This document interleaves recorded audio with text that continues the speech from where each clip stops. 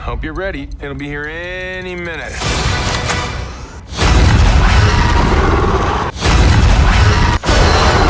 Well, that's intense. If you think that words like trash panda and triangle face monkey are a little too raw for your ears, you may want to skip this film.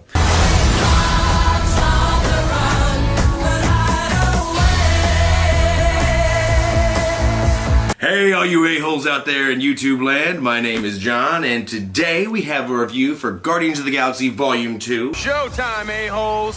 The latest installment in the MCU Marvel Universe. The first part's going to be a non-spoiler, so if you want to kind of see that before you see the movie, great. And then I'm going to do a spoiler review following that. So let's go and start with the non-spoiler stuff first. So why don't we begin with the team itself? The Guardians of the Galaxy. Of course, Star-Lord, Gamora, Groot, Rocket, Drax the Destroyer, the 5 a-holes we know and love. If you loved them in the first movie, I can only assume you're going to love them in this one. You get to know each one of the characters a little bit more. And not just the Guardians themselves, the side characters had a lot going for them too.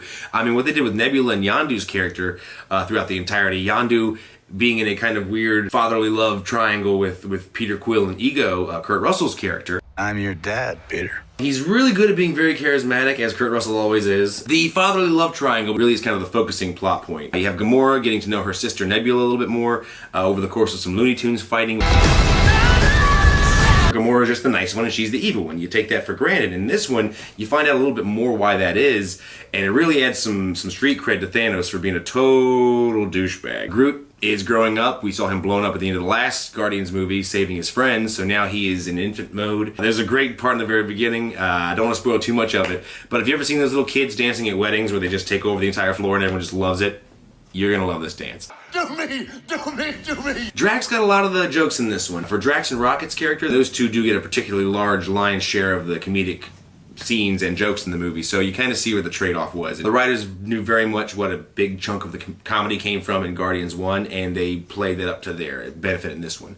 And it was all justified. It wasn't like they're going out of their way to do it. It was the funniest Marvel movie that I've seen by far to date. I really enjoyed the Mantis character. I thought that she was really fun. The actress who portrayed her did a very lovely job with her inflection, and it almost seemed like she was trying to put on being a human. And I do see a kind of a romance brewing between Drax and Mantis there, so I look forward to seeing where that goes. Let's get into some things that I may not have been such a big fan of, because you gotta have the good with the bad. It didn't do a lot to further the MCU. It's much more intimate. There's not the big universe sweeping, expanding changes that you would see in some of the other installments in the Marvel Cinematic Universe. One big kind of curveball this movie threw at everybody, and it kind of got me too, was the fact that they really didn't delve into Thanos too terribly much. Now don't get me wrong, they gave him some villain street cred because you find out in depth how he's been tormenting his daughters, but you don't really progress any further with him. I almost expected him to show up at least somewhere and threaten somebody. I will bathe the Starways in your blood. But it looks like we'll have to wait for Thor Ragnarok for that. The music in this one was good. It wasn't as great as the first one, but if you're making a movie like Guardians of the Galaxy and you want the music to be such a core part of the story, I can only imagine as a writer and director, James Gunn's going to pick a lot of his favorites right off the bat. I noticed that the first 3 songs they let loose with in particular were definitely in the vein of the Guardians collection from the Awesome Mix Volume 1. So yeah, to kind of conclude the non-spoiler portion of this, I thought it was a great entry into the Marvel MCU. I thought that the characters were very well developed. Yeah, I'm excited to see where it goes, because even though it didn't do a whole lot as far as world expanding, there are at least 2 or 3 things that happen that you need to take watch of, and particularly the series of 5 end scene credits. Now this is going to be the spoiler portion of the review, so if you haven't seen it, get the fuck out. Like right now, just leave. Just walk out the door. I appreciate your viewing, and you're more than welcome to come back. But if you don't want to hear it, I don't want you to be here, so... Are they gone? Okay, finally, fantastic. I need to just talk about Yondu's run. Yondu got a raw shake, man. Well, I don't know if it's a raw shake. It's a deserved shake, but ultimately he gets the best arc in the entire movie. And I'm just going to spoil it all for you right now, so you better get ready. You find out that Yondu is in bad straits with the other members of this Ravager Society. Some of the original Guardians of the Galaxy. I'm talking like 1970s original. We got Sylvester Stallone out here as frickin' Starhawk, which was awesome, blew my damn mind away. He's like, Ravagers, let's do it! You just know they're going to be doing this later on. You don't have Ving Rhames and frickin' Sly Stallone come out if you're not going to be coming back to these characters as the original Guardians. Because basically Yondu comes out and you find out that he was smuggling children. He's disgraced by the people he looks up to within the Ravagers organization because of this. Ravagers don't deal in kids! And it really drives his character and is the thorn in his side the entire time. You find out the kids he was smuggling was for Ego. Ego has been basically going to every planet and finding some biddy to knock up. His ultimate goal is to spread himself across the entire galaxy to where there's an ego on every planet, and every planet's an ego. All right, Kurt Russell, so you're able to use an extension of yourself and make yourself look like anything, and you pick humans, which I get. It's a human story. We're the ones thinking of it. I totally understand where you're coming from there. My confusion comes when you start banging a bunch of alien chicks. You did end up hooking up with Star-Lord's mom,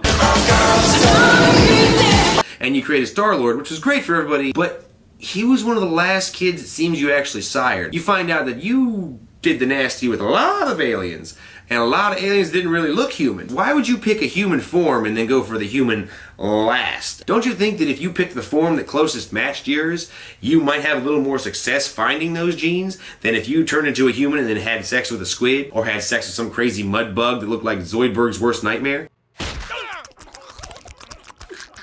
So that part of it bugged me a little bit. I'm like, you would think you'd put 2 and 2 together. If you look like a duck and you talk like a duck, you should probably go home with a duck, is all I'm saying. Gross. So Yondu basically goes out when these kids are old enough, picks up the kids after Ego's killing the mothers, mind you. What does he do? Bam, brain tumor. You find out that's what happened to Star-Lord's mom. You're welcome. Ego's killing the mothers, taking the kids back.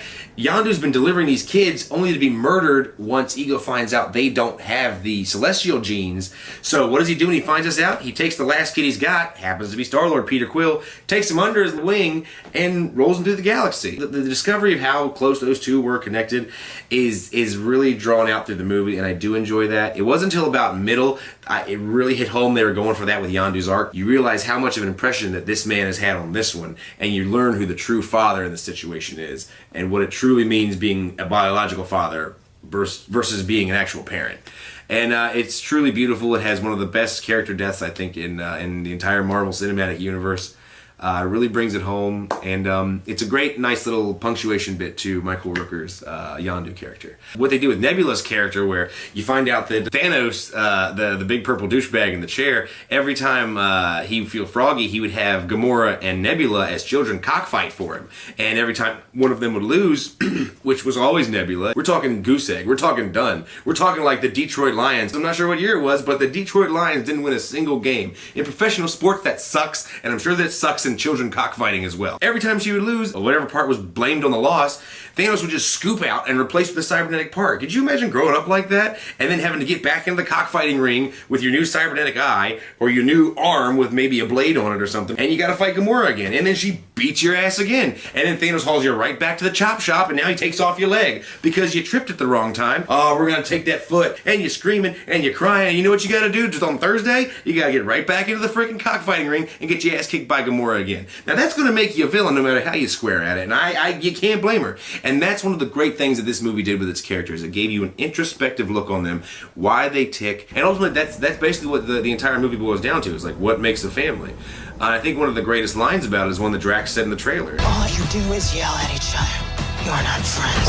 No, we're family. From my own personal family experience, being in a family of 6, I thought it was really well represented. That line really encapsulated that with me. One of the greatest after-credit scenes I have seen from the Marvel Cinematic Universe to date has proved a long-running fan theory, and it is that Stan Lee is a member, or at least an agent, of the extraterrestrial race, the Watchers, that exist in the Marvel Universe. Now, the Watchers are an alien species that's ancient, and they are designated to watch. So they basically record all of history. So you have each member of this race stationed out somewhere in space, and they just perceive what's going on, and they show up for big events. Now, what's interesting about this for the universe as a whole is because Stan Lee's shown up in more than just the Marvel Cinematic Universe Marvel movies. He's been in Deadpool, he's been in the X-Men, he's been in Spider-Man. So if you're truly going wide net with this theory here, we have Stan Lee in every single Marvel movie, whether the studios want it or not.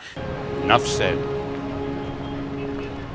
Well, thank you guys so much for hearing me out and rant about Guardians of the Galaxy Volume 2. I thought it was a tremendous addition to the Marvel MCU. Yeah, again, you know the drill. If you like it, like it. If you want to subscribe and see more, subscribe. Hopefully you enjoy the movie if you haven't seen it. If you have seen it, let me know what you thought. Are you excited with where they're going forward? And just to be fair to everybody, where the hell was Thanos? Where do you think he was? Again, thank you so much for hearing me out. You take care and have a good rest of your day.